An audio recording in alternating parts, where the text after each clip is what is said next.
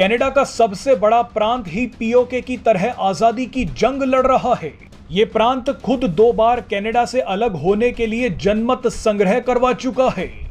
Canada हमेशा इस मुद्दे पर खामोश रहता है, लेकिन भारत ने इस बार कनाडा की यही दुखती रग। कनाडा के 10 प्रोविंस में से सबसे बड़ा प्रोविंस क्यूबेक है। यही क्यूबेक कनाडा से आजादी चाहता है।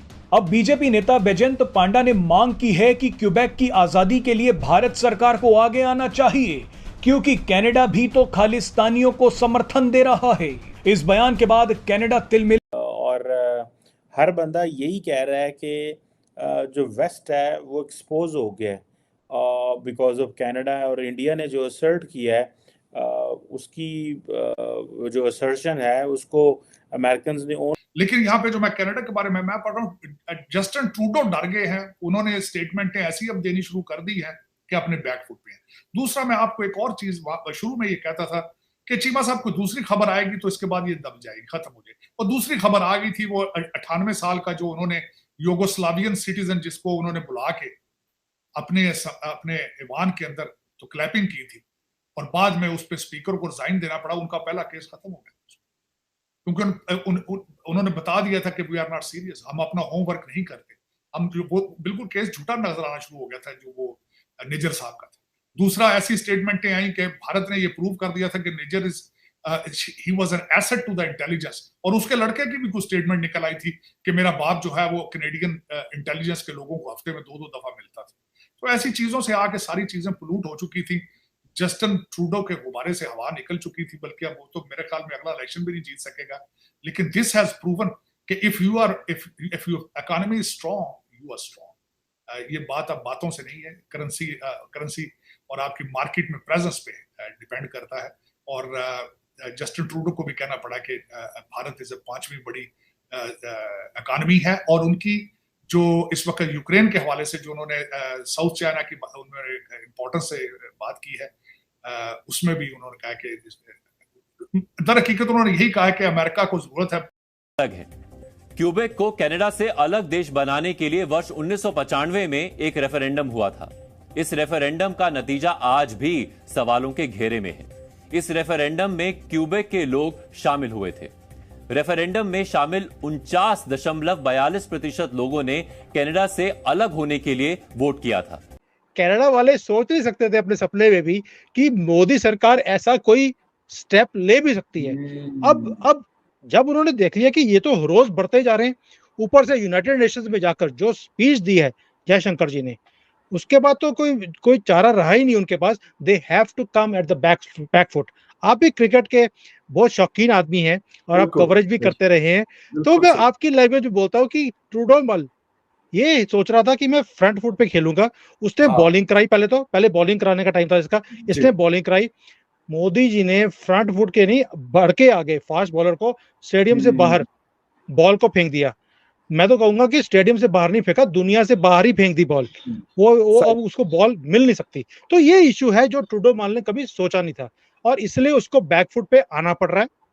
उसका जो डिफेंस का मिनिस्टर है, कोई यहाँ पर आया हुआ था भारत में, उसने भी बोला मैं टाइज को ठीक करने आया हूँ। जब वो यहाँ पर आया बात करने के लिए, तो भी हमने खरी खोटी सुनाई है उसको कि बंदे का पुत्र बन जा, वरना हम वही हाल करेंगे जो तेरे टिड्डी मल का किया हमने। और ये चीज इनसे बर्दाश्त नहीं हो रही और संभल भी नहीं रही है। अब इनको माफी ही मांगनी पड़ेगी और कोई चारा नहीं है। क्यूबेक प्रांत में 80 से 90% लोग फ्रेंच बोलते हैं। यही लोग कनाडा से आजादी मांग रहे हैं।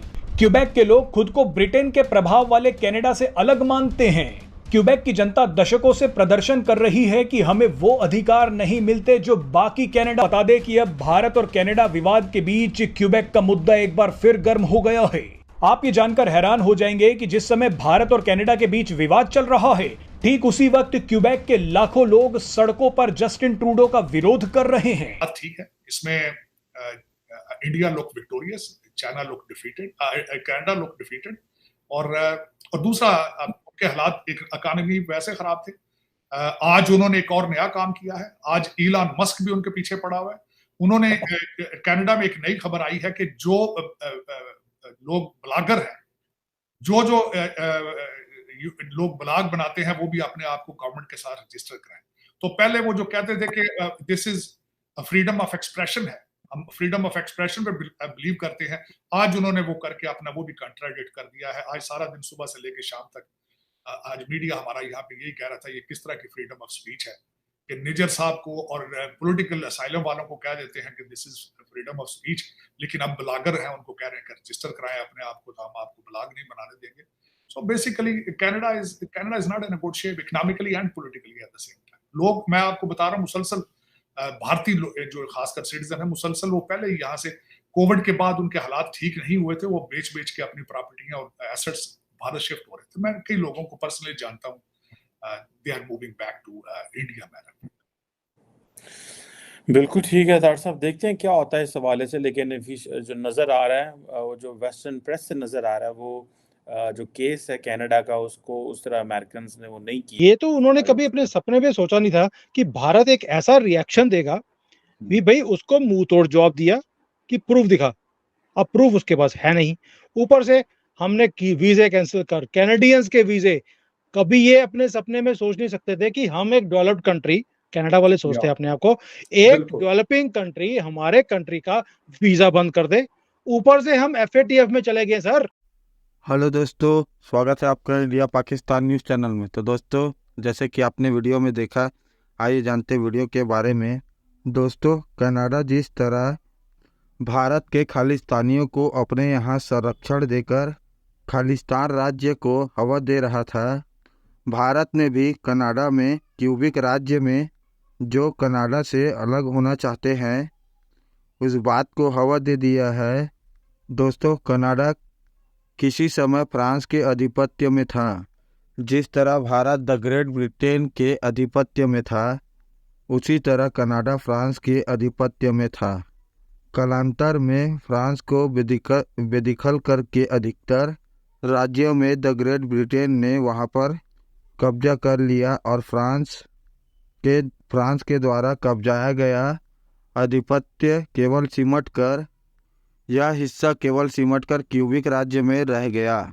बाद में द ग्रेट ब्रिटेन और फ्रांस दोनों वहां से निकल गए, लेकिन दोनों के कब्जे वाले क्षेत्रों में सभ्यता, संस्कृति और दोनों रीति रिवाज की झलक यहाँ साफ दिखती रहती है। कारण है कि जो आज का जो कनाडा है, उसमें वहाँ के जो क्यूबिक प्रांत है, वहाँ पर फ्रांसीसियों की झलक मिलती है। वहाँ के अधिकांश लोग फ्रांसीसी भाषा में बातचीत करते हैं। वे अपने को कनाडा के मूल लोगों से अलग मानते हैं। यहाँ पर द ग्रेट ब्रिटेन का रीति रिवाज और वहाँ की सभ्यता की चलती है। अब जो क्यूबेक प्रांत वाले लोग हैं, वे अब कनाडा से अलग होना चाहते हैं। हालांकि 2 बार वहाँ पर रेफरेंडम हो चुका है, लेकिन जो कनाडा बहुसंख्यक में जो आबादी है, वहाँ पर वहीं से कनाडा के प्रधानमंत्री चुने जाते हैं। यही कारण है कि वहाँ पर धांधली करके अभी तक वहाँ का रेफरेंडम अभी तक पूरा नहीं हो पाया है।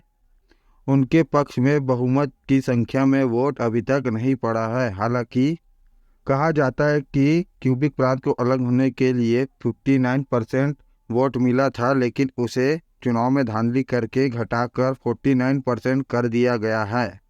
अब भारत में चूंकि खालिस्तानियों के अलग राज्य की मांग को अब वह हवा दे रहा है और भारत में और यहाँ से भागे खालिस्तानियों को अब कनाडा अपने यहाँ शरण दे रहा है, तो भारत ने कनाडा के उस क्यूबेक प्रांत में भी चिंगारी लगा दी है। भारत के खालिस्तानी तो भारत में रहकर रेफरेंडम नहीं कर सकते, लेकिन क्यूबेक प्रांत वाले लोग कनाडा में रहकर ही अपना रेफरेंडम कर रहे हैं। तो दोस्तों, अगर आपको ऐसी वीडियो देखना पसंद है तो हमारे चैनल को सब्सक्राइब करें तथा वीडियो को लाइक करना ना भूलें। धन्यवाद। जय हिंद, जय भारत।